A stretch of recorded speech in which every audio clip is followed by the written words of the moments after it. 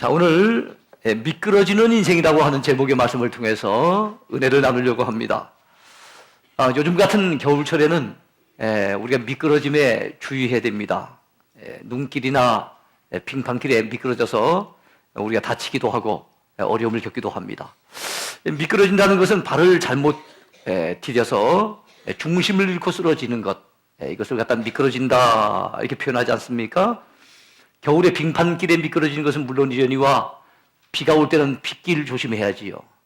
또 등산 가면은 이 내리막길, 이 비탈길을 또 조심해야 됩니다. 그뿐만 아니라 어떤 분들은 욕실에서 넘어지기도 하고 또 목욕탕에 갔다가 또 미끄러져서 큰 화를 당하는 분들도 있습니다.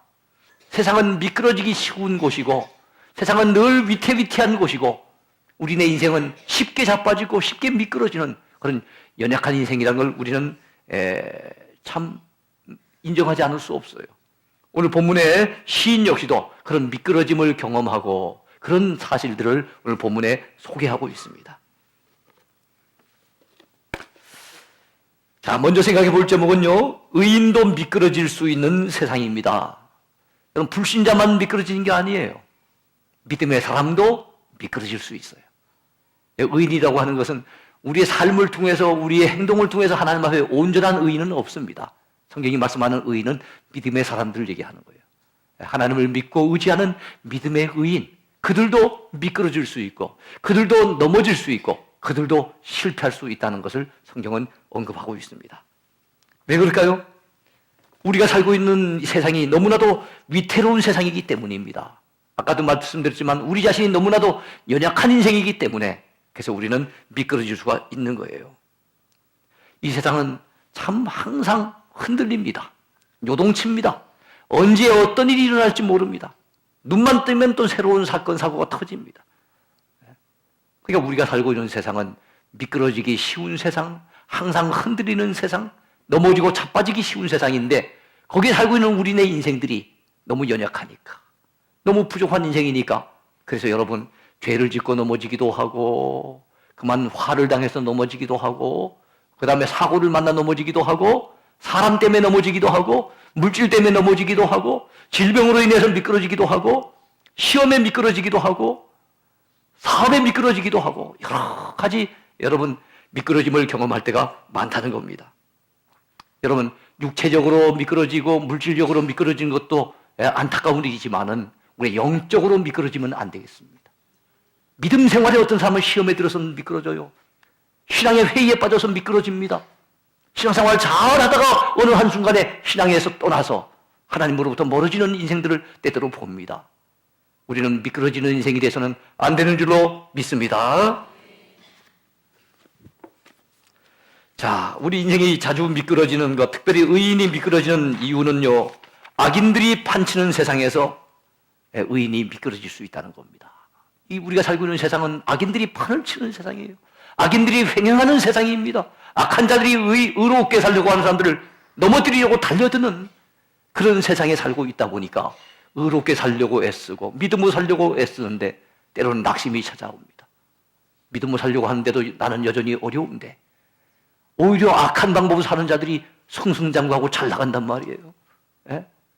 그들이 오히려 큰 소리 친단 말입니다. 그들이 오히려 형통했다고 그 다음에 성공했다고 자랑을 갖다가 떠버리고 있을 때 믿음을 살려고 하는 의인들이 때로는 주눅이 들고 낙심이 되기도 하고 만 좌절을 겪기도 하는 것입니다. 그래서 18절에 시인은 나의 발이 미끄러질 뻔했다고 고백하고 있어요. 비슷한 고백을 시인 아삽이 시편 73편에도 하고 있습니다.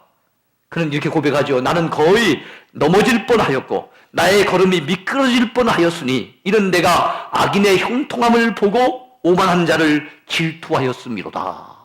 악인이 형통하는 것을 보고 그 오만한 자에 대해서 내 마음속에 질투심이 생기는 거예요.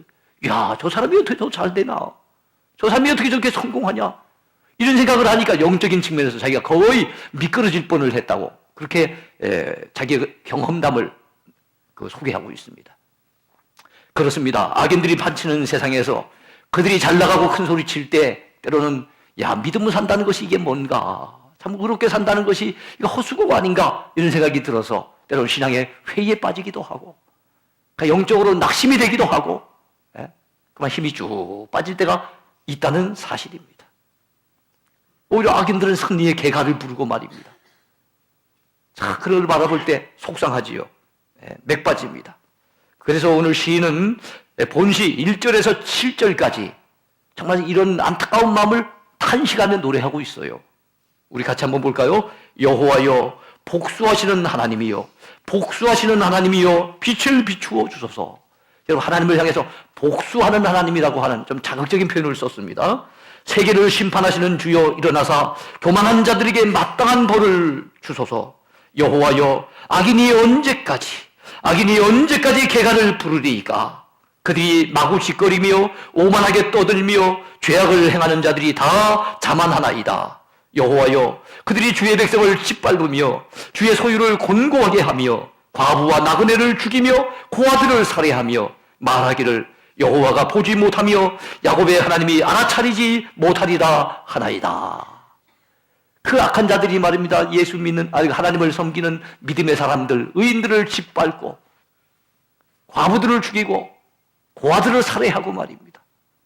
이러면서도 야, 하나님이 보지 못할 거야, 하나님이 눈치채지 못했을 거야, 알아차리지 못했을 거야 라고 이렇게 큰 소리치고 있다는 거예요. 떠들고 자만하고 있다는 겁니다. 그러니까 이런 안타까운 세상에서 하나님, 악인이 언제까지 개가를 부르도록 내버려 두시겠습니까? 하고 그는 한탄하고 있는 것입니다. 그러면서 그는 깨달음을 노래합니다. 9절에서 귀를 지으신 이가 듣지 아니하시랴, 눈을 만드신 이가 보지 아니하시랴. 그래요, 악인은 하나님이 눈치채지 못했을 거야, 알아차리지 못했을 거야, 못 보고 계실 거야 라고 생각할지 모르겠지만은 귀를 지으신 분이 어찌 듣지 않으시겠느냐 이거예요.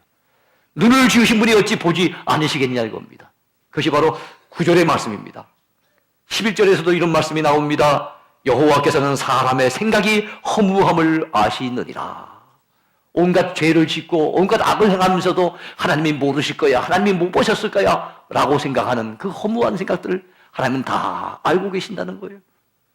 우리 인간의 약함을 아시는 하나님, 우리 인간의 어리석음을 아시는 하나님, 우리 인간의 허무함과 죄악됨을 우리 하나님은 다 알고 계신다는 걸 믿으시기 바랍니다. 그 하나님 앞에 자기의 이 상황을 하소연하고 있는 시인. 여러분들도 혹시 이런 낙심을 경험할 때가 없었습니까? 여러분들도 이런 불의한 세상을 바라보면서 가슴을 치며 한탄한 적은 없었습니까? 열심히 사는데, 애써서 수고하고 노력하는데 나는 특별히 나아진 것이 별로 없는 삶인데 오히려 못된 짓 하고 악행을 갖다 범하는 자들이 오히려 승승장구하며 잘 나갈 때, 여러분, 우리도 잘못하다 보면 의인이 넘어질 수 있어요. 그런 것을 바라보고 그만 실망이 되고, 그런 것을 바라보고 낙심이 돼서 믿음의 길에서 넘어질 수 있다는 거 우리 조심해야 됩니다.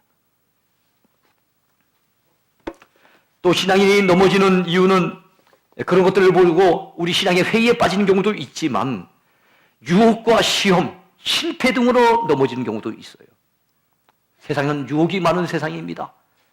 여기저기 손짓하는, 죄짓자고 손짓하는 그런 손길들이 얼마나 많은지 모릅니다. 다윗이나 삼손 같은 사람은 이성의 유혹에 빠져서 넘어졌어요. 그래서 큰 낭패를 겪었지요. 그 다음에 여러분, 고라라든가 그 다음에 사울왕 같은 사람은 자존심이 강한 사람으로서 이 명예의 욕이 너무 강해서 넘어지고 말았어요.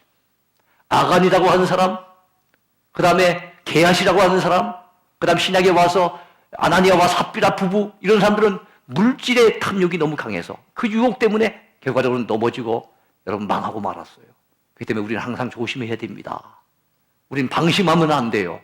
우리를 넘어뜨리려고 달려드는 악한 세력들이 너무 많아요. 유혹이 끊임없이 우리에게 다가옵니다.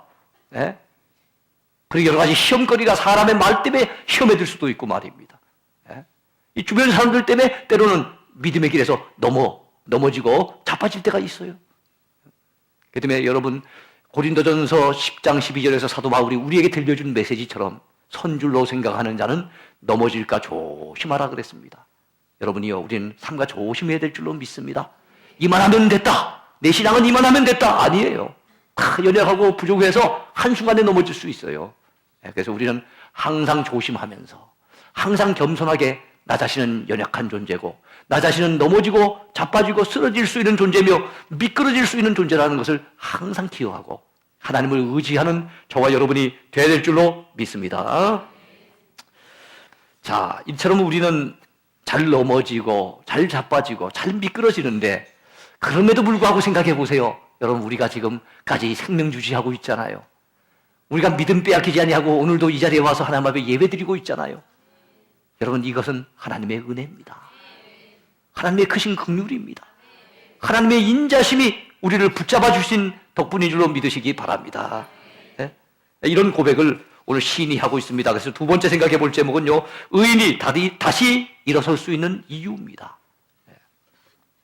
먼저 의인이 이렇게 넘어지고 자빠져도 다시 일어설 수 있는 비결, 그 이유는 뭡니까? 주께서 자기 백성을 결코 버리지 아니하시기 때문에 그렇습니다.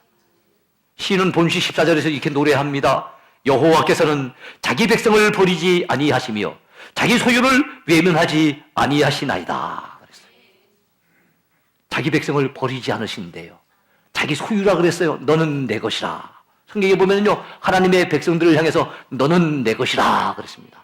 이스라엘아, 너는 내 것이라. 야곱아, 너는 내 것이라. 그렇게 말씀하고 있어요. 그렇습니다. 우리는 하나님의 것입니다.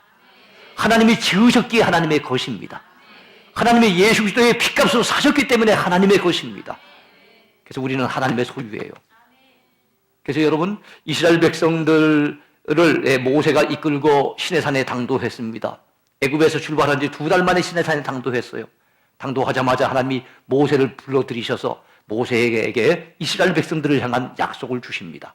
너희들이 내 말을 잘 듣고 지켜 행하면 너희들이 나의 소유가 될 것이며 제사장 나라가 될 것이며 거룩한 백성이 되게 해 주리라 그랬어요. 거기 보면 나의 소유가 되게 할 것이며 그래. 이게 하나님께서 이스라엘 백성들과 시내산에서 맺으신 거룩한 시내산 언약입니다. 그래요. 이스라엘 백성들은 그때로부터 하나님의 소유가 된 거예요. 오늘 우리는 영적인 이스라엘로서 예수 믿은 그 순간부터 우리는 하나님의 것이 된 겁니다.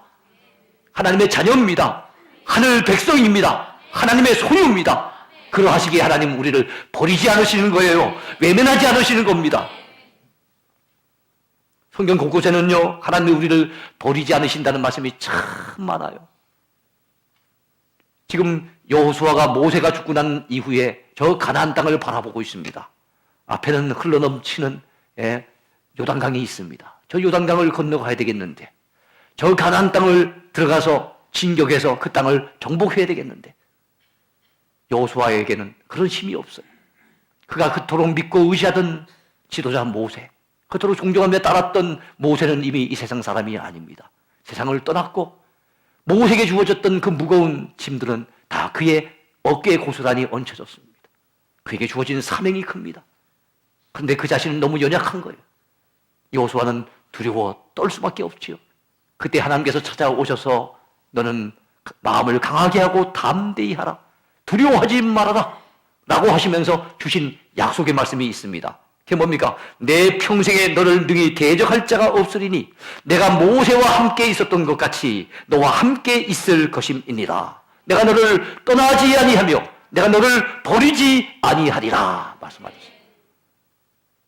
얼마나 여호수아가 용기가 났겠습니까? 그 힘을 얻어 그 용기를 가지고 여러분 가나안 땅으로 진격해 들어갈 수가 있었던 거예요.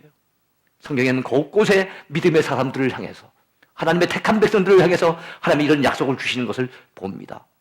예수님께서도 제자들을 앞에 놓으시고 승천하시기 직전에 다락방에서 마지막 설교를 하시면서 내가 너희를 고아와 같이 버려두지 아니하고 너희에게로 다시 오리라 말씀하셨어요. 고아와 같이 버려두지 않는다는 거예요. 우린 고아 같은 인생이 아닙니다. 우리의 아버지가 계십니다. 하나님이 우리의 아버지가 되십니다. 그분이 우리 사랑하는 자녀들을 절대로 버리지 않았습니다. 절대로 외면하지 않으십니다. 떠나지 아니하실 것입니다. 그러하기에 우리가 넘어져도 일어설 수가 있고 그러하기에 우리가 미끄러져도 다시 일어날 수가 있다는 사실입니다. 얼마나 감사한지 몰라요. 하나님의 은혜로 사는 겁니다. 예?